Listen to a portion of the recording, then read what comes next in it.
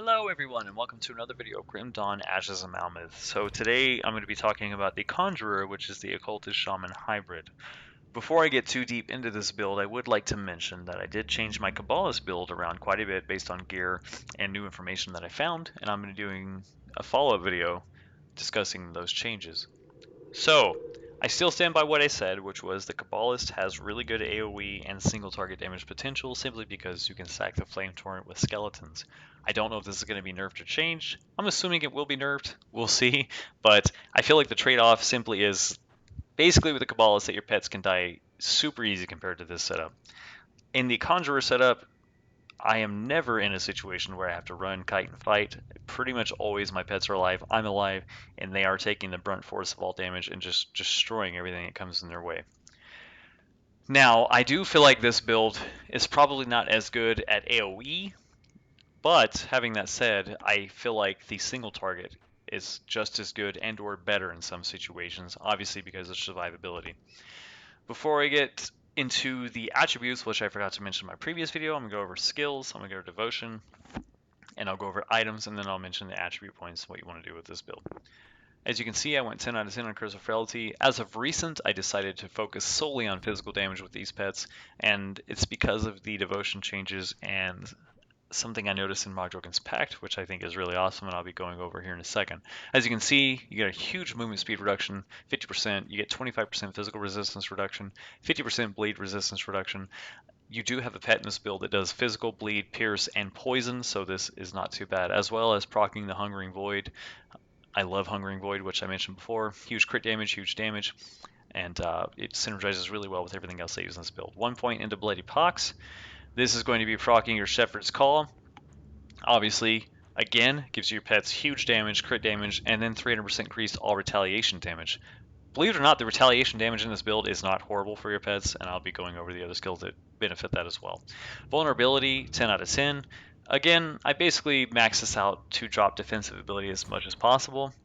As I mentioned before, defensive ability reduction helps your pets land hits and crits on targets, so this is really, really good, as well as you, if you have any skills or anything that you're casting. Obviously, you get a 30% poison acid, 30% vitality, 30% elemental resistance, so this boosts the damage for any other source that is dealing damage in a party from you or your pets or allies. Blood of Dreeg, 16 out of 16. As we all know, Blood of Dreeg is super good. Huge healing ability, gives you health regeneration, which this build stacks percent increased health regeneration really well, so this is ultimately more effective with this build in my opinion versus the Kabbalist. And then of course the huge offensive ability increase. 16 out of 16 on Hellhound. I've debated on maybe dropping some points out of this, putting them elsewhere, but there's not really a lot of areas for these points to go, and you really want to focus on your primary pets being able to do decent damage, because there's not a lot of pets inherently with this build. As you can see, I only have 2 summoned right now, which is the Briarthorn and Hellhound. There are a lot more based on items that I have, and I'll show you here in a second. But 16 out of 16. Don't forget to use Blazing Death for that percent damage reduction. And AoE Nuke. Super good. 1 point in Bonds of Ismail. Again, only 1 point here. My pets never die. No reason to go higher. Manipulation, high as you can go in my opinion. This ability does not count as a unique aura or effect. This is one thing that makes the Occultist such a utilized and fantastic pick for pet builds because this is super good. All damage and total speed is a huge boost to your pets. Hellfire, 1 point just from plus of skills, gives you bonus fire, chaos burn, flat chaos damage, fire retaliation. Obviously, if you're doing some retaliation damage, this stacks well with this ability here, which I mentioned earlier, the bonus retaliation damage, and this actually gets boosted from other sources, which is not too bad. Going to Shaman. Okay, I did max Magdrogon's Pact. I maxed Magdrogon's Pact because you get health regeneration. Obviously, with a percent increased health regeneration, this is really good. But if you notice, you get an average physical damage increase that applies to you and your party, including pets. Super good. I comboed this with Nature's Guardian, which is a new devotion skill. And as you can see, Nature's Guardian gives you physical damage to your pets taunt targets, they get a flat offensive defensive ability increase, and look at that, health regeneration. So, as you can see, this is a nasty, nasty buff. On top of that, you're getting a 38% damage absorption while this is active. And that is huge, and it combos with something else I'll be mentioning here in a second. 1 point in Grasping Vine, 1 point in Entangling Vines. The reason I did this is because the chance to immobilize targets at a 14% chance is actually really good. Procs all the time, because this is taking and dealing damage every second. So you want to use this to basically root enemies on top of the movement speed reduction, which, believe it or not, combos with this really well because this slows target movement speed by 40%. So with the Curse of Frailty, yeah, 50%, 40%, super slow, and then they get locked in place, super good. Summon Briarthorn, I put this as high as possible because he actually does do physical and pierce damage and pierce retaliation. So there you have it. Pierce retaliation on this guy, obviously stacks with all the other retaliation damage that I mentioned earlier. And with the new Beast Collar full set, which I haven't found yet, I would love to, you get to have 2 of these bad boys out at one time. It's going to be nasty once I get it. Emboldening Presence, really, really good. So you get an all damage increase to you and your party, including your pets. Flat offensive ability increase, stacks with everything that I mentioned before. Blood of Dreeg, this skill, huge, I love it. A 12% physical resistance reduction, which is huge for you and your pets. Take a lot of less physical damage. 32% bleed resist, so something that the Kabbalah suffers from is pierce and bleed resistance, which I mentioned before. And then look at this, 98% to all retaliation damage. So, gives you and your party a huge retaliation damage increase. So yeah, he's getting fire, he's getting pierce retaliation, he's getting acid retaliation from your Blood of Dreeg. This is what I was mentioning earlier. You can see how this starts to stack up, which is really nice. Alright, so Oakskin. Health regeneration increased by 33% for your party. Everybody who's affected by this. Yep. So that stacks well, like I said before. Huge armor increase. Pierce resistance increase. So you get bleed resistance from your pet. The Briarthorn, you get pierce resistance from this buff. See where I'm going with this? You're super, super tanky. I love this setup. And then look at that. Retaliation damage increased by 124%. Nasty. Primal Bond, as you can see. Okay, so this skill previously had horrible scaling past 12. They changed that. So the damage absorption stays the same. It doesn't scale very well past 12, but what does change is the pet damage scales super well past 12. So you're getting a 30 crit damage on top of all the other crit damage I mentioned, as well as a huge all damage increase. And then you get a flat 20% damage absorption. Well, looky there. Well, this is active and that's active constantly because that's a unique aura, which stacks with obviously the occultist ability manipulation that I mentioned earlier. So while this is active and that's active, you're getting a massive damage absorption buff. You're never going to die, basically. Conjure Primal Spirit, as you can see, this pet isn't active always, but he's active when it matters because you summon him whenever you're in a sticky situation or you're on a boss fight and you want to shred something. He does physical damage, a huge amount of physical damage, does bleed damage, which I mentioned earlier with the Curse of Frailty. He does piercing damage, and he does a huge amount of poison damage, and he can stun targets. And then I applied Assassin's Mark to him. Okay, so this is what I changed with this build. I'm trying it out, I'm testing it. So far it seems really good. Assassin's Mark has a 100% chance on crit to reduce the enemy's physical and pierce resistance. Yeah, so yeah, he does pierce and physical. This guy does physical and pierce. So there you have it. A lot of nasty shred. All your other pets do physical damage too, which is really nice. Okay, let's go over the items. I'm going to skim over them real quick. I want to find some better beast collars eventually, hopefully.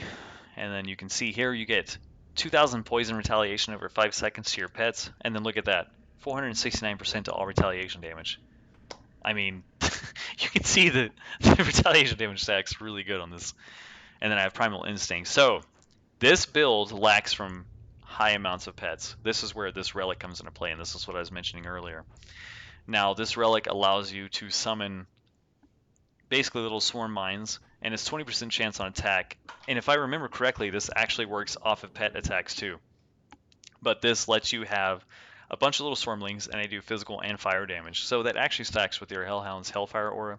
It boosts fire damage to these guys, and then obviously physical damage is a big source of your damage with this setup. So these little guys are nothing to laugh about. And then obviously you can see they have piercing retaliation, which I mentioned earlier. They have retaliation damage, and you have all that piercing shred, and then you have the bonus retaliation damage from all the other skills, and then you have +1 shaman skills. Really good. And then again, it has 16 health regeneration. So more health regeneration on this build. Using the Voidmancer's Coil, as you can see there, decent buffs all around. using the Beast Caller's Talisman. So again, we have all damage to pets, physical damage increase, which is huge with this build because we're focusing on physical damage. You have bleed damage increase, which is nice, with almost 100% increased duration, so that works really well with your Conjure Primal Spirit. Took Mythical Voidwalkers, obviously for the damage absorption and chaos.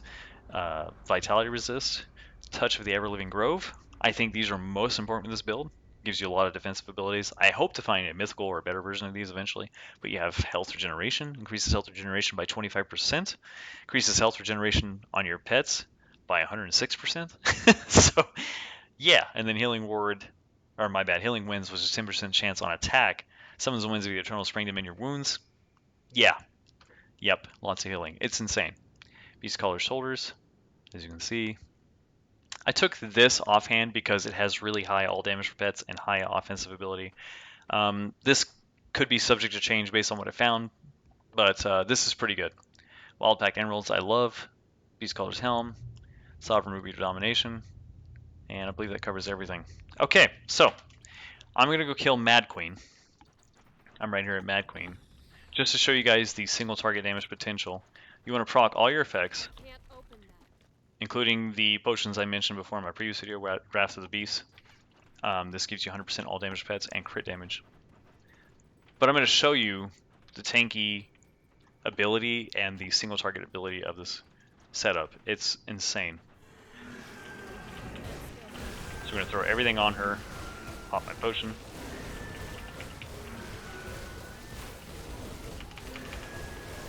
And as you can see, pets are just shredding her.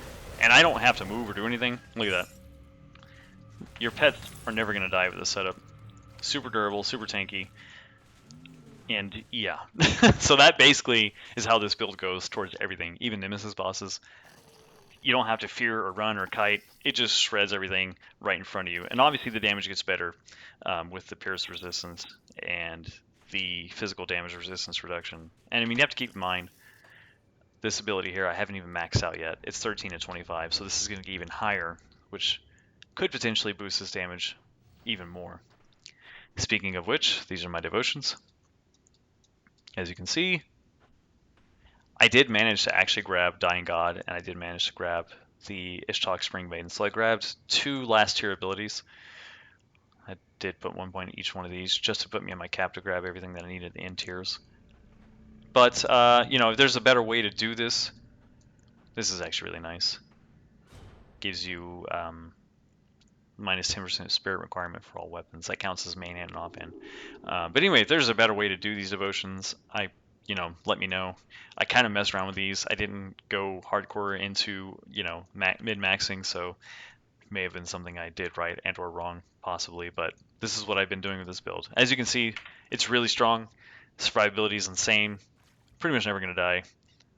And yeah, that's it. So, as always, guys, I appreciate taking time to watch my videos. If you guys like, please comment, subscribe, and if you have any questions, let me know, and I'll do my best to help you with anything that I can.